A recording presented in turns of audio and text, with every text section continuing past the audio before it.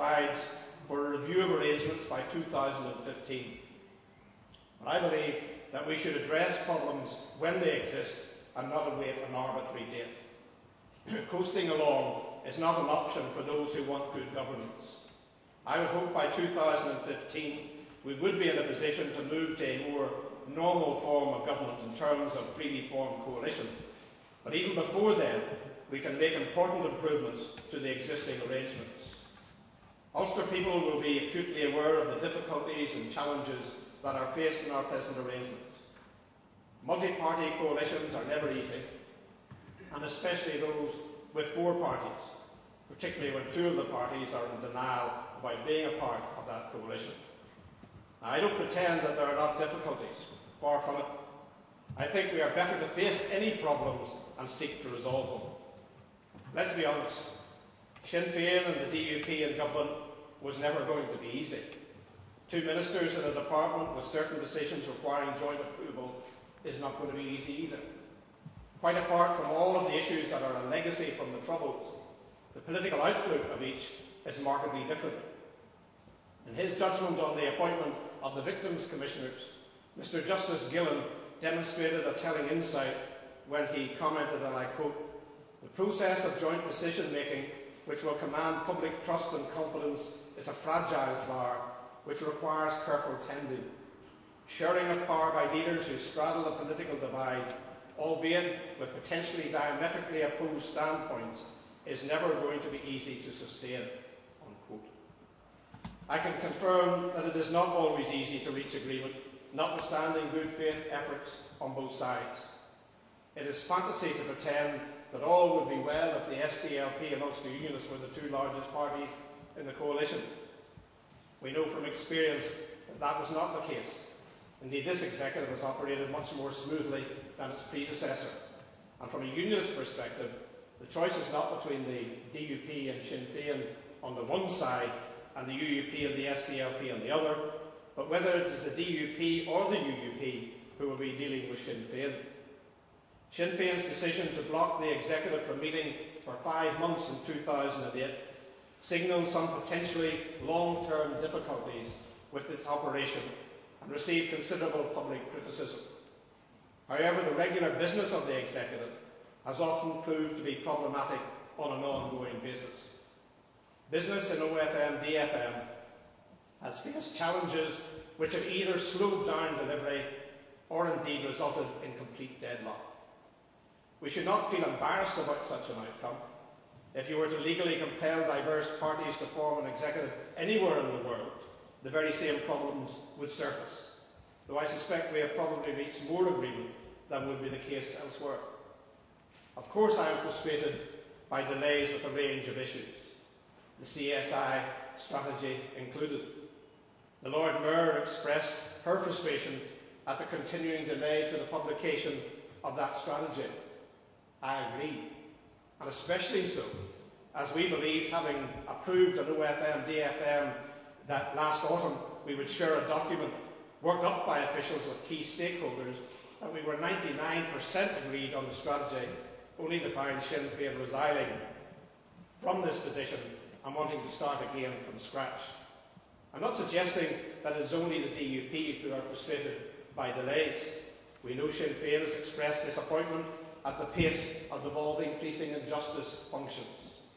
In light of the difficulties faced by this executive, and indeed the last one, I think it is reasonable to ask the question whether the arrangements can be improved to better meet the challenges we face.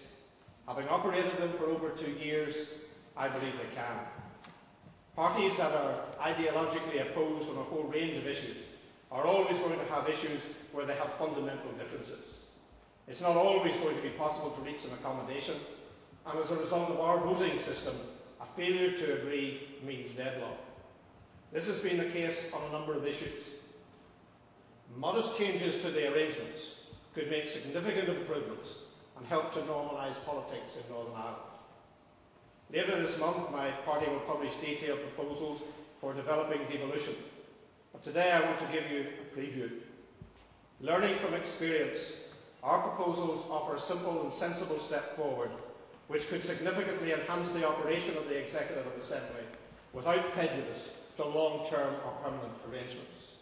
They are about making government work better and should not be a cause for concern for any Democrat who believes good decision-making and delivering for the community is a priority. At the heart of our proposals will be the abolition of community designation in the Assembly. As a consequence of this, new voting arrangements for the Assembly and the Executive will be required. As a moral and practical matter, community designation is fundamentally flawed. It is deeply undemocratic, it entrenches community division and hinders the development of normal politics in Northern Ireland, and in practice means that the votes of all Assembly members are not equal.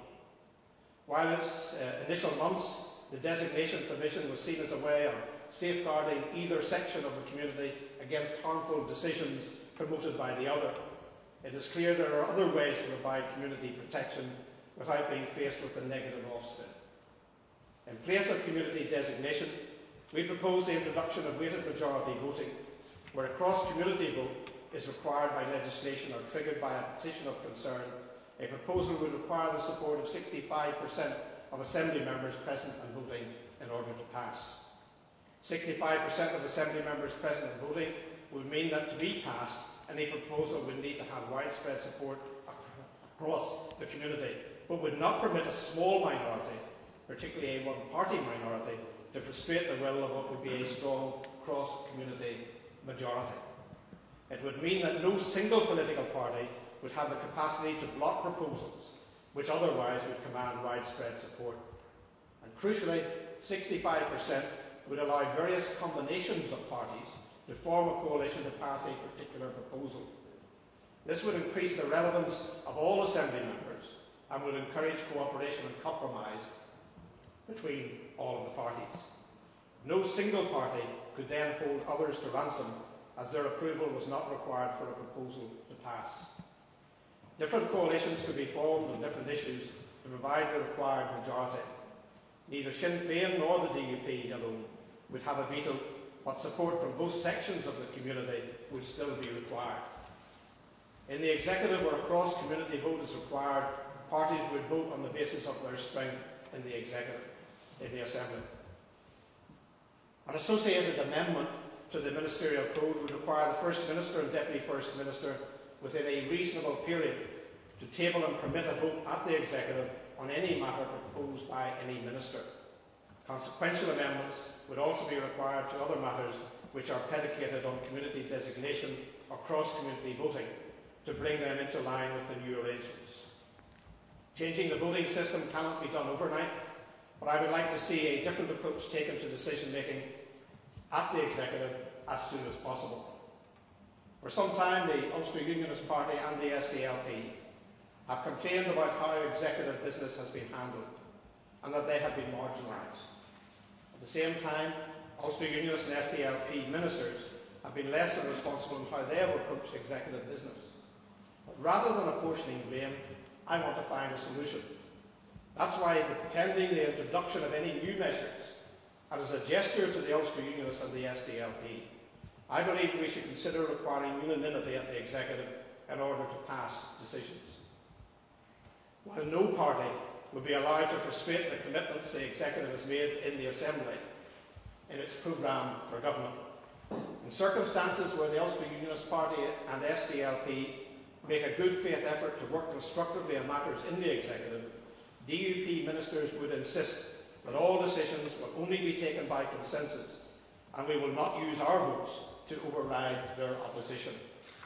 Indeed, to make this participation really meaningful, I will ensure that SDLP and Ulster Unionist ministers have a greater role in relation to executive business.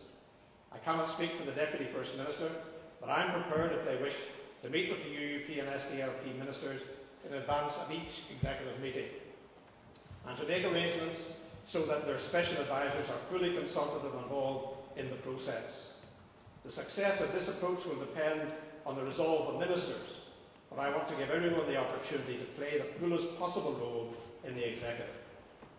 Some have argued that the SDLP and UUP's present opposition mode in the Executive is tactical and cynical. However, both parties say they want to make a full contribution to the Executive's work. This allows them the opportunity to do so, and time will tell.